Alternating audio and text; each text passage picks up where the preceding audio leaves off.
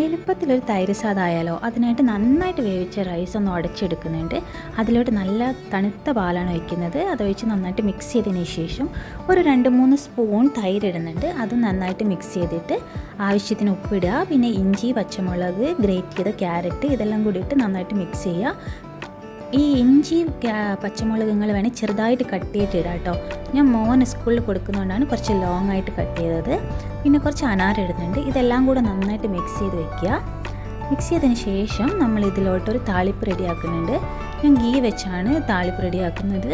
അതിനൊരു കടായി വെച്ചിട്ട് ഗീ ഒഴിച്ചിട്ട് ഗീ ചൂടായതിന് ശേഷം അതിലോട്ട് കടുക് ഇടുന്നുണ്ട്. പിന്നെ കുറച്ച് ഉഴുന്ന് പരിപ്പ് ഇടുന്നുണ്ട്. പിന്നെ കായപ്പൊടി, കറിവേപ്പില എല്ലാം ഇട്ടിട്ട് അത് നല്ല നമ്മൾ മിക്സ് ചെയ്ത് വെച്ച കേർഡ് റൈസിലോട്ട് ഒഴിച്ചിട്ട് നന്നായിട്ട് ഇളക്കിയെടുക്കുക. അതിനുശേഷം നമ്മൾ ലഞ്ച് ബോക്സിൽ പാക്ക് ചെയ്യുക. ഭയങ്കര ഹെൽത്തി ആയിട്ടുള്ളൊരു ഇതാണ്. ഗട്ട് ഹെൽത്തിനെല്ലാം ഭയങ്കര നല്ലതാണ്. ഇതിൻ്റെ കൂടെ ഞാൻ പൊട്ടാറ്റോ ഫ്രൈ വെക്കുന്നുണ്ട്. പിന്നെ മാംഗോ വെക്കുന്നുണ്ട്.